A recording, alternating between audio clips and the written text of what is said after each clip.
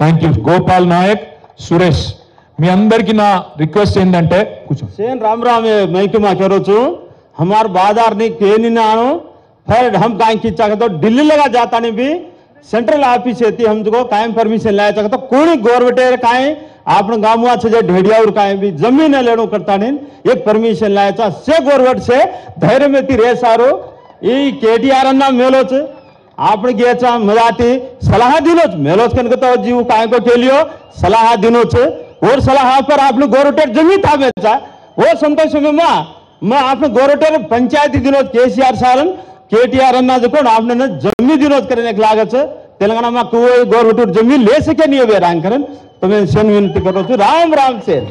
Thank you. Gopal అని ఏం చెప్పిండో నాకు తెలియదు కానీ మంచిగానే చెప్పిండు అనుకుంటా. నేర్చుకుంటా, నాకు భాష రాదు, నేర్చుకుంటా. మా సంజీవ్ను ఎవరినో ఒకరిని పట్టుకొని నేను కూడా 4 మొక్కలు నేర్చుకుంటా. ఆ మధ్యన ఒకటి నేర్చుకుని ఇప్పుడు మర్చిపోయినా. బాయి బియా సేన రామ్ రామ్ ఒకటి నేర్చుకున్నాక అంతే, ఇక మిగతా నేర్చుకోలే, అది కూడా నేర్చుకుంటా.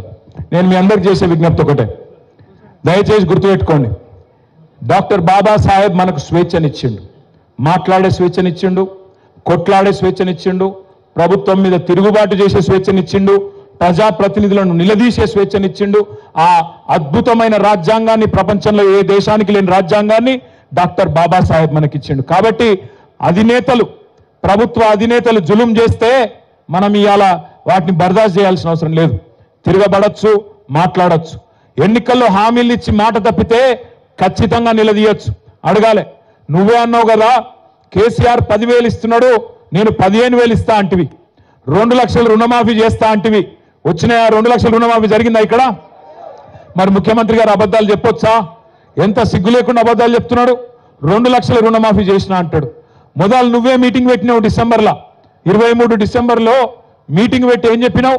రుణమాఫీ కావాలంటే 49,500 కోట్ల రూపాయలు అవసరం పడుతుందని చెప్పి నీ ప్రభుత్వమే చెప్పింది. కానీ ఇవాళ వరకు నువ్వు ఇచ్చింది 11-12,000 కోట్లు మాత్రమే. మరి ఏ లెక్కనైతుంది రుణమాఫీ? చారాన కూడా కాలే ఎక్కడ కూడా.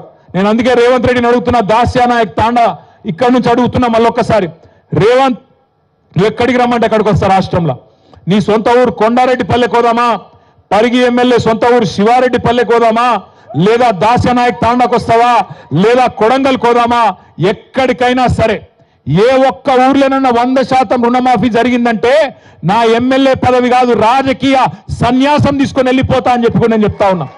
గిన్ని అబద్ధాలు, గింత పచ్చి అబద్ధాలు చెప్పుడు ఒక ముఖ్యమంత్రికి శోభనీయది, అది మంచిది కాదు. నేను చెప్తున్నాడు ఇంకొక అబద్ధం, రాష్ట్రంలో రైతు కూలీలందరికీ 12,000 రూపాయలు ఇచ్చేసిండట. ఈ తాండాలో ఉండే రైతు కూలీలందరికీ వచ్చినాయి ఆ పైసలు? మొత్తం రాష్ట్రంలో ఉండే లక్షలాది మందికి 10 కోట్లు ఇచ్చిండు. కానీ అందరి ఖాతాలల్లో టకీమని 12,000 వేసేసినా అయిపోయింది అని చెప్పి నిన్న ముఖ్యమంత్రి గారు చెప్తా ఉన్నారు. ఇంత పచ్చి అబద్ధాలు ముఖ్యమంత్రి చెప్పవచ్చునా? ఇంత దుర్మార్గంగా మాట్లాడవచ్చునా? కేసీఆర్ గారు 28,000 కోట్ల రుణమాఫీ చేసిండని చెప్పి నువ్వే చెప్తావు అసెంబ్లీలో. మళ్ళీ నిన్న నువ్వే కేసీఆర్ 12,000 కోట్లే చేసిండని మళ్ళీ అబద్ధం చెప్తాడు. ఇంత పచ్చి అబద్ధాల ముఖ్యమంత్రిని మనం కూడా అందుకే పేరు మారవాలి. ఆయన పేరు అనుముల రేవంత్ రెడ్డి కాదు, అబద్ధాల రేవంత్ రెడ్డి. అబద్ధాలు తప్ప నిజం మాత్రం మాట్లాడాడు. ఆయనకేదో శాపం ఉన్నట్టుంది, నిజం చెప్తే తల 1000 ముక్కలు అవుతుందని ఎవడో శాపం పెట్టినట్టున్నాడు. అందుకే అబద్ధాలు తప్ప ఒక్క నిజం కూడా రాదు ఆయన నోట్లకెళ్ళి. దయచేసి నేను మిమ్మల్ని కోరేది ఒకటే, మా రైతన్నలు ముఖ్యంగా కోరేది, ఇవాళ ముఖ్యమంత్రి మాట మార్చిండు. 15,000 అన్నాడు, ఇప్పుడు 12,000 ఇస్తా అంటున్నాడు.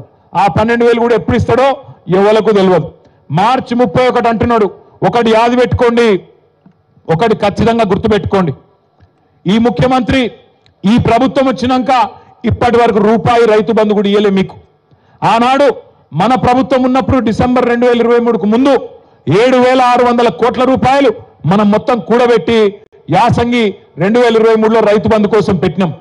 పెడితే ఇదే రేవంత్ రెడ్డి, ఉత్తమ్ కుమార్ రెడ్డి వీళ్ళందరూ ఎలక్షన్ కమిషనర్ దగ్గర పోయి ఉత్తరం ఇచ్చినారు, మీరు రైతు బంధు ఇప్పుడు వేస్తే మొత్తం మళ్ళా ఓట్లన్నీ కేసీఆర్కి గుద్దుతారు కాబట్టి ఆపేయండి అని చెప్పి ఇదే రేవంత్ రెడ్డి, ఇదే ఉత్తమ్ కుమార్ రెడ్డి, ఇదే కాంగ్రెస్ పార్టీ ఆనాడు ఎన్నికల కమిషన్ దగ్గర పోయి ఆ రోజు ఆపించింది. అవే పైసలు, అవే 7,600 కోట్ల రూపాయలు మన ప్రభుత్వం, మన కేసీఆర్ గారు మన రైతుల కోసం పెట్టిన పైసలను 6 నెలలు సతాయించి దాదాపు పార్లమెంట్ ఎలక్షన్లప్పుడు ఓట్లప్పుడు మాత్రమే మీకు రైతు బంధు వేసిండు. ఆ తర్వాత ఒక్క రూపాయి కూడా ఈ రోజు వరకు ఇయ్యలే. వానాకాలం రైతు బంధు ఎగ్గొట్టిండు. మళ్ళీ ఇప్పుడు యాసంగి రైతు బంధు మళ్ళా డ్రామా చేస్తా ఉన్నాడు. 15,000 కాదు 12,000 అని చెప్తా ఉన్నాడు. అందుకే నేను మా రైతన్నలందరికీ ఒకటే విజ్ఞప్తి చేస్తున్నా, గుర్తు పెట్టుకోండి, ఎగ్గొట్టిన వానాకాలం రైతు బంధు కూడా మీకు రేవంత్ రెడ్డి బాకీ ఉన్నాడు 7,500 రూపాయలు. అది కూడా మళ్ళా ఈయన చెప్పిన లెక్క ప్రకారం అయితే మరి తప్పకుండా 15,000 రూపాయలు మీకు అక్కడ కూడా బాకీ ఉన్నాడు. అదేవిధంగా మీకు మొదటి విడత యాసంగి 2023 కూడా ఎకరానికి 2,500 బాకీ ఉన్నాడు.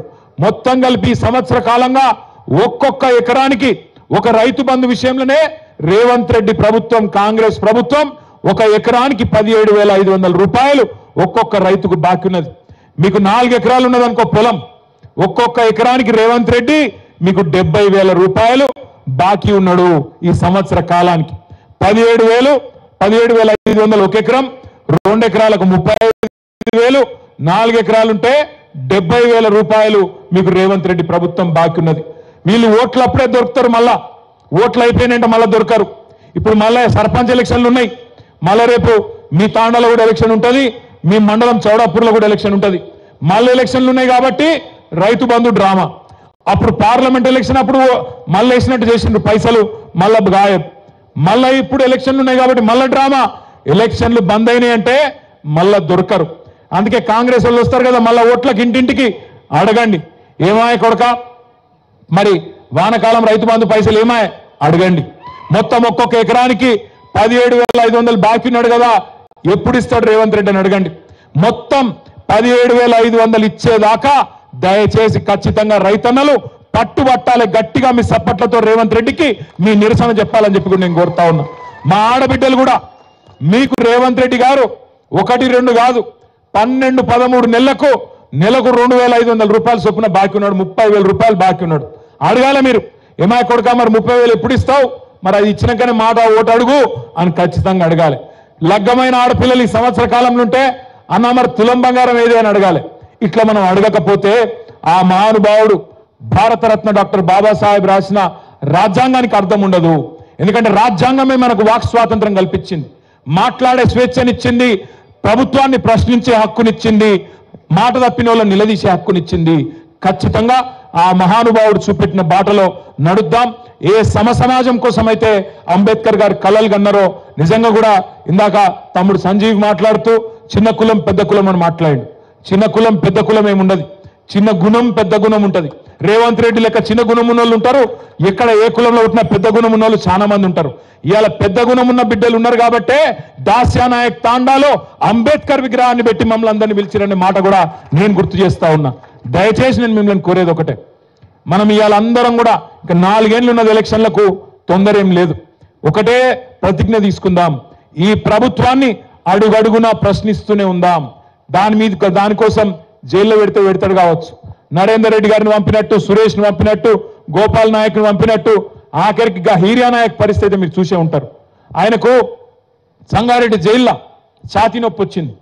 ఛాతీ నొప్పి వస్తే, గుండె నొప్పి వస్తే నిజంగా మనిషి అంటోడైతే ఏం చేస్తాడు, ప్రభుత్వం నడిపేటానికి మనసు ఉంటే ఏం చేస్తాడు, వెంటనే అంబులెన్స్ ఎక్కించుకొని ఒక దగ్గరలో ఉన్న బెస్ట్ హాస్పిటల్కి తీసుకుపోతాడు. కానీ రేవంత్ రెడ్డి ప్రభుత్వం ఏం చేసింది ఎరికేనా, కొడంగల్ రైతు, కొడంగల్ గిరిజనుడు నాకు భూమి అని అంటాడా, మా అన్న తిరుపతి రెడ్డి అడిగితే కూడా ఏడా అని చెప్పి గుండె నొప్పి అంటే బేడీలేసి పోలీసు జీబుల హాస్పిటల్కి పంపి హాస్పిటల్లో కూడా బెడ్ మీద బేడీలేసి గొలుసేసి ఆ బెడ్ గట్టేసింది రేవంత్ రెడ్డి ప్రభుత్వం. అందుకే నేనన్నా చిన్న గుణం ఉన్నోడు అని నేను ఉత్తగానే అనలే, ఒక ఇట్లాంటి చిల్లర పనులు చేస్తాడు కాబట్టే చిన్న గుణం ఉన్న ముఖ్యమంత్రి అన్నా. అందుకే ఖచ్చితంగా ప్రభుత్వాన్ని నిలదీస్తూనే ఉండాలి, మాట తప్పిన ప్రతి సందర్భంలో ప్రశ్నిస్తూనే ఉండాలి, అడుగుతూనే ఉండాలి. అయితే గీతే 1 కేసో 2 కేసో అవుతుంది, దాంతో మనకు ఫరక్ పడేది ఏం లేదు. మీకు మనందరికీ అండగా